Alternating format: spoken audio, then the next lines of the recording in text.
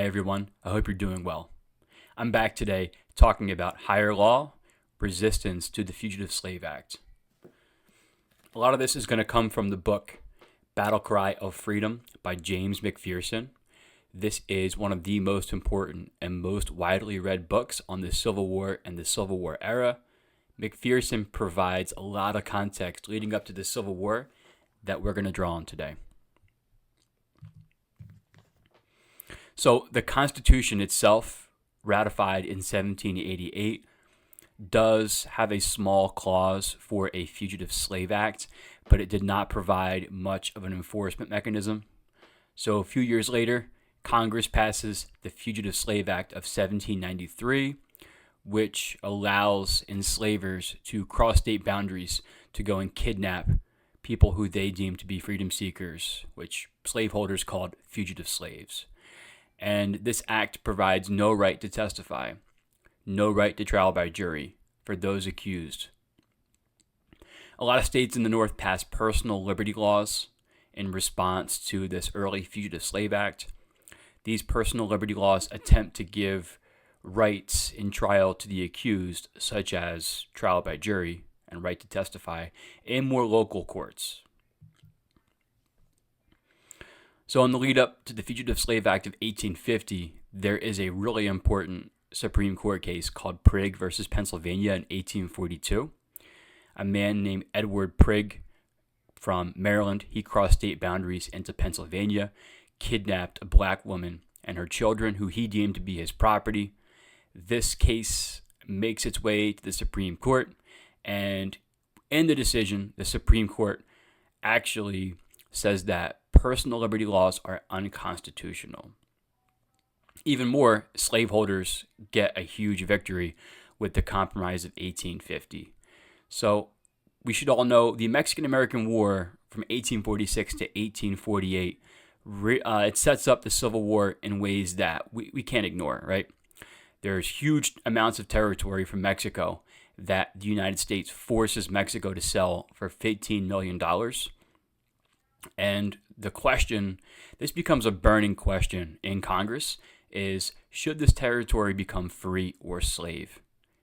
California, it enters as a free state, and territories such as New Mexico and Utah, they're going to decide the issue of slavery there based on popular sovereignty, the idea that people should just come in and vote to determine whether that territory should be free or slave, which sets up a lot of conflict because the questions become, who gets to decide that?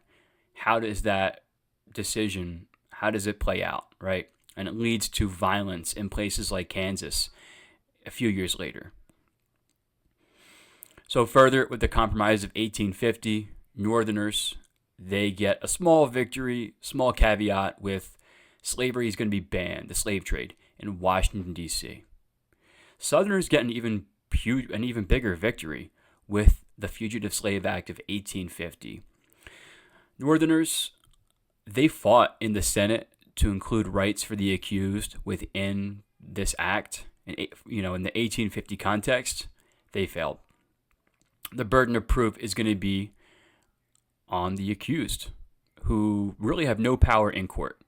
So for Northerners who thought that the government was already one-sided, right, towards the slave power, as they called it, this conspiracy of a slave power, their opinions are only going to be inflamed, right, bolstered by the Fugitive Slave Act.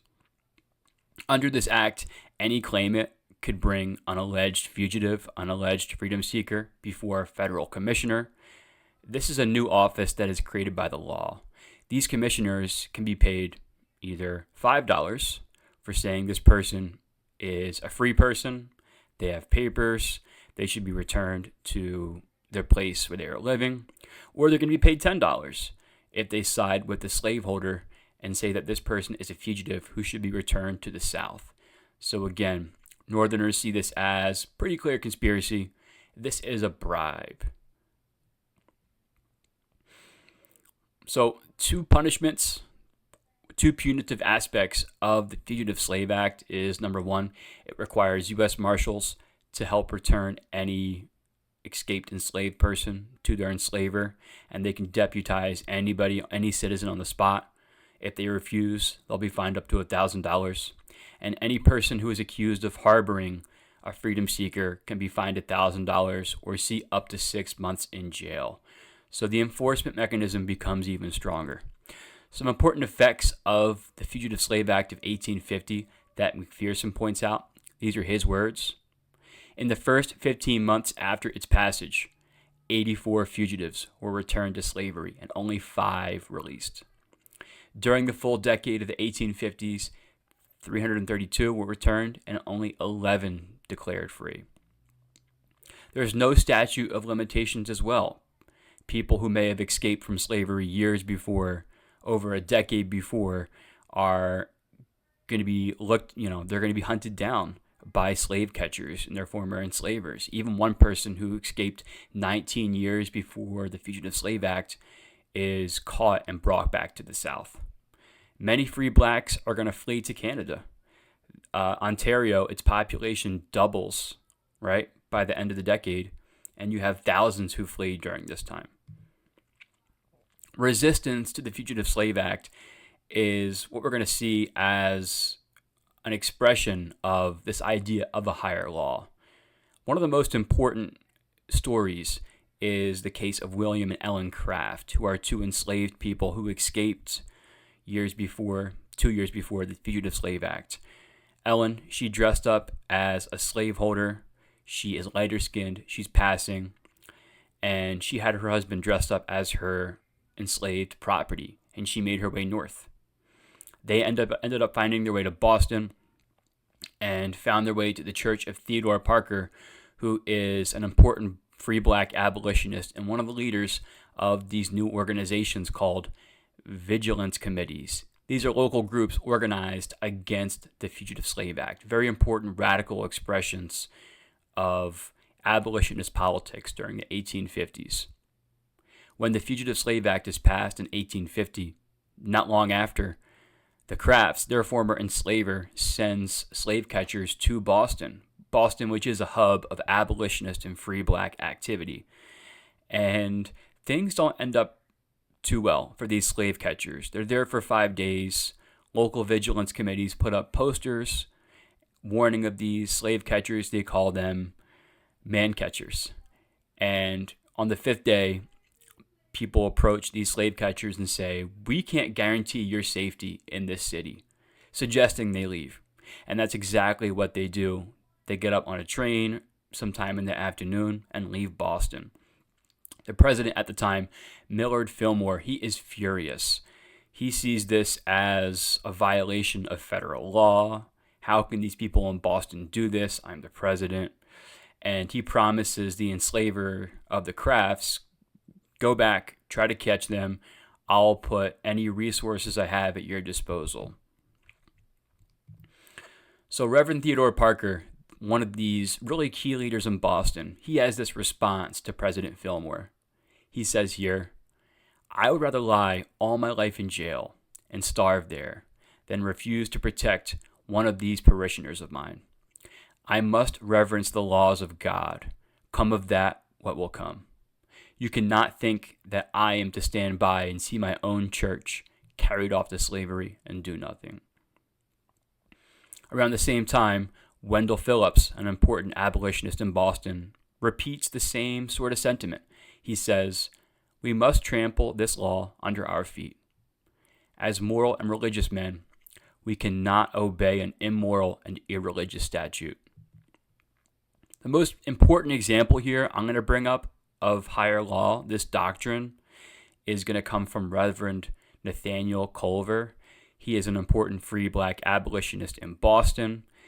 Since 1839, he was the pastor at Tremont Street Church. This is one of the first interracial church denominations in America. And he's active in the Boston Vigilance Committee.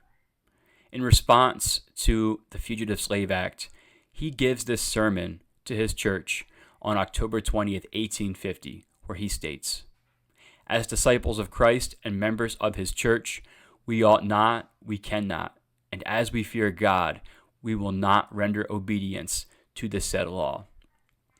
We should regard it as practical atheism, for a moment to give it the supremacy over the laws of God, with which it is at direct and manifest war. He continues here and says, we feel solemnly bound by every means in our power to feed, comfort, shelter, and aid the fugitive from southern bondage, the same as if no such law existed, and the same as if they were our own children, fleeing from the savages of the wilderness, or from any enemy who is seeking feloniously to deprive them of their liberties or lives. A few years later, Culver, he migrates to the Midwest. He settles in Cincinnati, Ohio.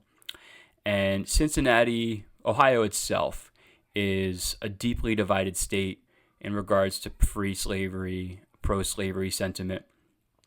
And in the south of Ohio is a lot of people from the slave-owning South who migrated north, who had pro-slavery sentiment.